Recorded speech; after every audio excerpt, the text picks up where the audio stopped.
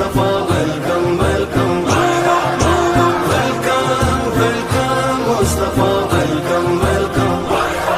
12वीं का नूर दिल पे छा गया। आज हम एक बहुत ही दिलचस्प विषय पर बात करने वाले हैं। हम पैगंबर मोहम्मद सल्लल्लाहु अलैहि वसल्लम के समय यानी कि 6वीं-7वीं सदी ईस्वी की चिकित्सा पद्धतियों को समझने की कोशिश करेंगे और कुछ खास सहाबा मतलब उनके साथी जो इलाज वगैरह का अपने ज्ञान के लिए जाने जाते थे उनके बारे में भी जानेंगे।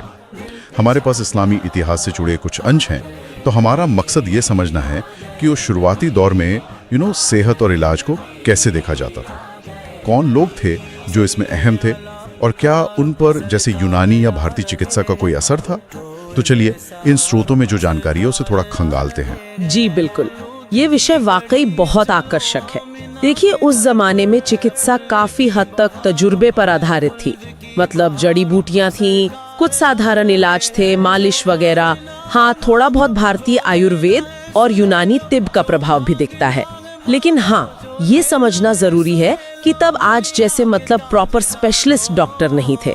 हाँ, हकीम होते थे, जड़ी बूटियों के जानकार थे और मरीजों की देखभाल करने वाले लोग भी थे जिन्हें हम नर्स जैसा कह सकते हैं। इन सोर्सेज में एक नाम जो है वो बहुत उभर कर आता है, अल-हारिस बिन कुल्दा अत-तक़फ़ी। अल-हारिस इब्न कल्दा अल-तक़फ़ी। उन्हें तो अरब का डॉक्टर तक कहा गया है। ये तो काफी बड़ी उपाधि लगती है ना? बिल्कुल बिल्कुल। अल-हारिस ताइफ शहर के थे और अपने जमाने के बहुत मशहूर हकीम माने जाते हैं। और सबसे दिलचस्प बात यह है कि उन्होंने फारस में गोंडीशापुर में तालीम हासिल की थी। अच्छा, गोंडेशापुर? जी, गोंडेशापुर उस जमाने में मेडिकल नॉलेज का एक बहुत बड़ा इंटरनेशनल सेंटर था। वहाँ पर यूनानी, फारसी और हाँ भारतीय चिकित्सा परंपराओं का एक तरह से संगम था।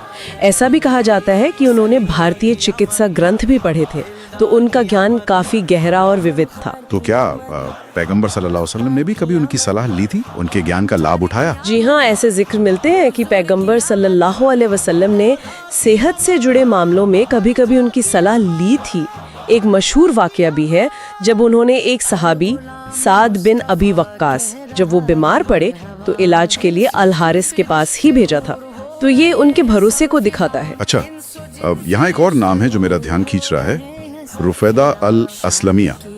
रुफैदा अल-असलमिया, उन्हें इस्लाम की पहली नर्स कहा गया है। 7वीं सदी में एक महिला इस भूमिका में, ये अपने आप में कमाल की बात है। हाँ, रुफैदा अल-असलमिया का जिक्र बहुत अहम है।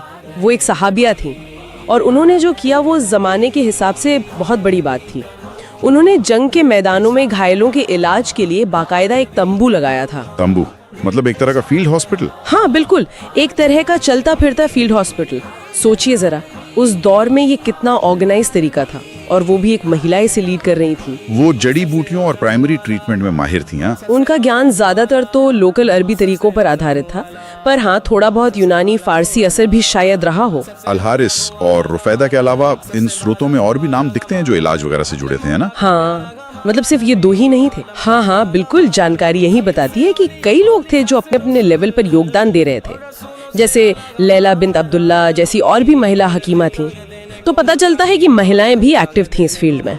अच्छा, पुरुषों में देखें तो अबू बकर सिद्दीक को जड़ी बूटियों की अच्छी जानकारी थी। साद बिन अबी वक्कास जमा करना जानते थे। हाँ, आजकल कपिंग थेरेपी कहते हैं जिसे। हाँ, कपिंग। जी, और अस्मा बिन्त उमैस महिलाओं के रोगों की समझ रखती थीं। खुजैमा बिन साबित घावों के इलाज में माहिर माने जाते थे। तो इसका मतलब ये हुआ कि अलग अलग तरह की स्पेशलाइजेशन भले ही वो फॉर्मल ना हो, पर धीरे धीरे उभर रही थी। बिल्कुल, ज्यादातर लोग तो वही लोकल हर्बल ज्ञान और जो नुस्खे चले आ रहे थे उनका इस्तेमाल करते थे।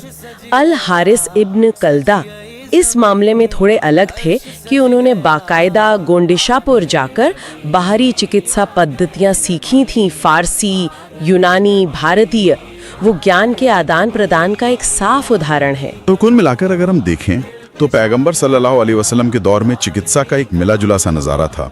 इसमें लोकल अरबी ज्ञान और परंपराएं तो थी ही, लेकिन साथ ही अल-हारिस जैसे लोगों के जरिए बाहरी दुनिया का असर भी आ रहा था, बिल्कुल, खासकर फारस, यूनान और भारत की चिकित्सा पद्धतियों का। एकदम सही कहा आपने।